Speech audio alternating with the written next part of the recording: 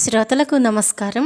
ఇప్పుడు నేను చందమామ నుంచి శ్రీ ఎం కామేశ్వరరావు గారు రచించినటువంటి ఉచిత సలహాలు అనే ఒక చక్కని కథను చదివి వినిపిస్తాను. ఇంకా కథలోకి వెళ్దాం. నారయ్యకు తాతల నాటి పూరిపాక ఒకటి ఉన్నది. దానిని ఆనుకుని విశాలమైన పెరడు ఉన్నది. నారయ్య ఆ పెరట్లో అరటి పిలకలు నాటాడు. అరటి తోట ఏపుగా పెరిగి పచ్చగా కంటికి ఇంపుగా ఉన్నది. ఒకరోజు ఉదయం నారయ్య అరటి తోటలో కాలువలు సరిచేస్తూ ఉండగా జమీందారు గారి పాత గుర్రపు బండి వచ్చి ఆగింది. అది చూసి నారయ్య ఆశ్చర్యపడుతూ ఉన్నాడు. బండిలో నుంచి జమీందారు గారి భార్య దిగి నారయ్యను పిలిచింది. నారయ్య హడావిడిగా మట్టి చేతులు కడుక్కుని పైపంచుతో తుడుచుకుంటూ వచ్చాడు. ఆమె అతని పేరు అడిగి తెలుసుకుని, చూడు నారయ్య, పెరటితో సహా నీ పాకను నాకు అమ్ముతావా అని అడిగింది. నారయ్య ఆశ్చర్యపోతూ జవాబు చెప్పలేదు. జమీందారు గారి భార్యకు తన పూరిపాకతో ఏం పనో అతనికి అంతుబట్టలేదు. డబ్బు గురించి సందేహించకు, 500 ఇస్తాను అన్నదామె. నారయ్య తన చెవులను తానే నమ్మలేకపోయాడు. ఆ పూరిపాకకు ఎవరు 200 కూడా ఇవ్వరు. అందుచేత ఆమె 500 అనేసరికి అతని నోట మాట రాలేదు. అతను మాట్లాడకపోవటం చూసి జమీందారు గారి భార్య ఆ మొత్తం చాలలేదు కాబోలు అనుకుని, సరే 750 ఇస్తాను, మరి మాట్లాడకు అన్నది. నారయ్యకు మూర్ఛ వచ్చినంత పని అయ్యింది. 750, అది పెట్టి ఎంత వ్యాపారమైనా చేసుకోవచ్చు అనుకుని అతను ఆలోచనలో పడ్డాడు. అప్పటికి నారయ్య సరేననకపోయేసరికి జమీందారు గారి భార్య విసిగిపోయి, ఆఖరి మాట 1000 రూపాయలు ఇస్తాను, నీ పాక ఇస్తావో ఇవ్వవో చెప్పయ్యి అన్నది. నారయ్య అంగీకరించినట్లు తల ఊపి, అమ్మగారు, సాయంత్రం లోపల మేము పాకను ఖాళీ చేసి పోతాం. సాయంత్రం మీరు దాన్ని స్వాధీనం చేసుకోవచ్చు అన్నాడు.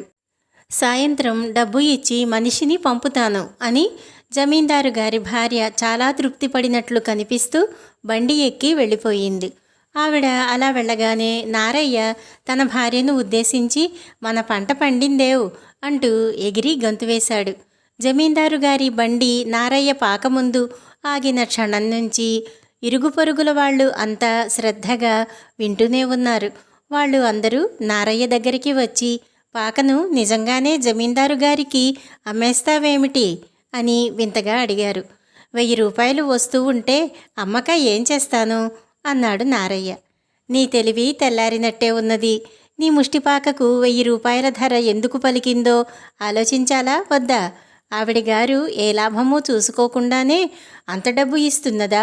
నీ పెరట్లోనో పాకలోనో ఏదో నిధి నిక్షేపం ఉన్నట్టు ఆవిడకు రూఢిగా తెలిసి ఉండాలి. నువ్వు వెర్రివెధవవు కనుక అమ్మేయటానికి సిద్ధపడ్డావు. చూడు, ఏ పరిస్థితిలోనూ నువ్వు నీ పాకను అమ్మకు. ఆ నిధి నిక్షేపమేదో నువ్వే తవ్వి తీసుకో. ముష్టి 1000 రూపాయలకు ఆశపడకు అని నలుగురు నారయ్యకు ఉచిత సలహాలు ఇచ్చి ఉక్కిరిబిక్కిరి చేసి వెళ్ళిపోయారు. ఈ సలహాలు నారయ్యకు నచ్చాయి. అతని భార్య కూడా వాళ్ళు చెప్పినది నిజమే. రేపు కూతురికి పెళ్లి చేయబోతూ ఆవిడ 1000 రూపాయలు పెట్టి ఈ పాక ఎందుకు కొంటుంది? కూతుర్ని ఇందులో గృహప్రవేశం చేయిస్తుందా అన్నది. సాయంత్రం జమీందారు గారి మనిషి డబ్బు తీసుకుని వచ్చినప్పుడు భార్యాభర్తలిద్దరూ పాకను అమ్మే ఉద్దేశం మానుకున్నామన్నారు. అతను వెళ్ళిపోయాడు. ఆ రాత్రి లాంతరు వెలుగులో నారయ్య పెరట్లోని అరటి చెట్లన్నీ పీకి పారేసి పెరడంతా లోతుగా తవ్వి చూశాడు. ఏమీ దొరకలేదు. పాకలోపల తవ్వినా ఏమీ లేదు. కప్పంతా పీకి చూసినా ఫలితం లేకపోయింది. తెల్లవారింది. బంగారం లాంటి బేరం చెడగొట్టుకున్నాం అన్నాడు నారయ్య ఏడుపు గొంతుతో. ఇప్పుడైనా మించిపోయిందేముంది? నువ్వు వెళ్ళి ఆవిడతో పాకను అమ్ముతామని చెప్పు. 500 ఇస్తామన్నా తటపటాయించక ఒప్పేసుకో అన్నది నారయ్య భార్య. నారయ్య జమీందారు గారి ఇంటికి వెళ్ళి జమీందారు గారి భార్యతో, బుద్ధి లేక నలుగురి సలహాలు విని పాకను అమ్మనని చెప్పాను. ఇప్పుడు అమ్మాలనుకుంటున్నాను. మీకు తోచిన ధర ఇప్పించండి అన్నాడు. ఆమె చిన్నగా నవ్వి, ఇంక నీ పాక నాకు దేనికి? పందెం ఎలాగూ ఓడాను అంటూ ఆమె తనకు జమీందారు గారికి మధ్య పందెం మాట చెప్పింది. జమీందారు గారి బండి తాత ముత్తాతల నాటిది. ఆమె కాపరానికి వచ్చినప్పటి నుండి జమీందారు గారి చేత కొత్త బండి కొనిపించాలని ప్రయత్నిస్తున్నది. కానీ జమీందారుకు పాత బండి అంటే ప్రాణం. ఆయన తాత ముత్తాతలందరూ అందులోనే ఊరేగారు. పూర్వీకుల నుంచి వస్తున్న వస్తువులను ఎవరూ వదులుకోరు. చివరకు ఊరి చివర అరటి పిలకలు నాటినవాడు కూడా తన తాత ముత్తాతల నాటి పాకను వదులుకోడు. నిలువెత్తు ధనం పోసినా వాడు దాన్ని అమ్మడు. కావలిస్తే అడిగి చూడు అన్నాడు జమీందారు. దాని మీదట ఇద్దరు 1000 రూపాయలు పందెం వేసుకున్నారు. ఆ పందెం ఓడిపోయింది జమీందారు భార్య.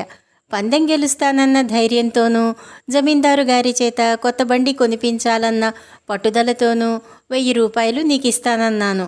నువ్వు ఊళ్ళో వాళ్ల ఉచిత సలహాలు విని నా ఆశలన్నీ నట్టేట ముంచావు.